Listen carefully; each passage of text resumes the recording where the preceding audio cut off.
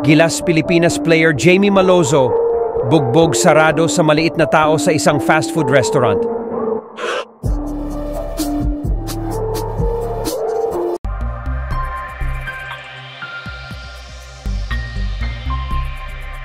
Usap-usapan ngayon ang Gilas Pilipinas wingman Jamie Malonzo matapos mag-viral ang isang video kung saan involved siya sa isang pisikalan sa loob ng isang fast food chain.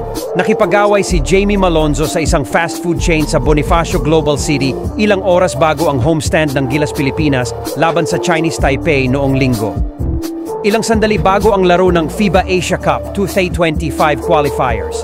Isang video ang kumalat sa mga social media channel na nagpapakita na ang 6'5" winger ng Ginebra ay nasangkot sa isang scuffle sa isang KFC restaurant.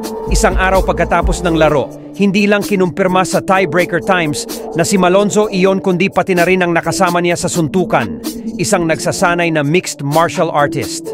Ayon sa maraming source na malapit na sumusubaybay sa sitwasyon, nagdahilan si Malonzo sa qualifiers game dahil sa pananakit ng tiyan.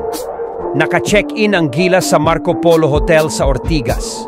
Matapos magdahilan, pumunta si Malonzo sa BGC upang kumuha ng ilang inumin sa Dr. Wine bago tumungo sa nasabing restaurant. Doon siya nakipag-away sa umano'y martial artist. Lasing umano si Malonzo nang pumasok siya sa isang KFC branch sa Bonifacio Global City. Iniulat na nilapitan ng salarin ng manlalaro ng Ginebra at nasangkot sa pananakot na nagdulot ng matinding suntok sa mukha ni Malonzo. Sa video, si Malonzo na mukhang disoriented ay nakatanggap ng sunod-sunod na suntok mula sa isang mas maliit lalaki bago siya natamaan ng isang shot sa ulo.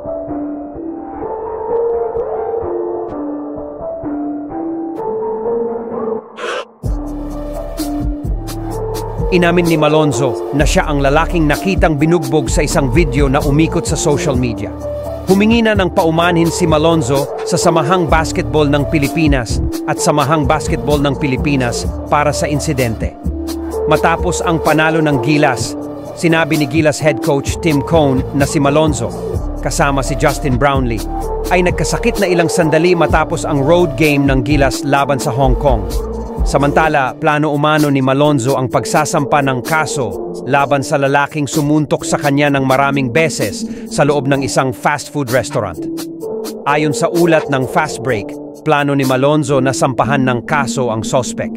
Gayunpaman, hindi ibinunyag ang pagkakakilanlan ng individual na sumuntok kay Malonzo.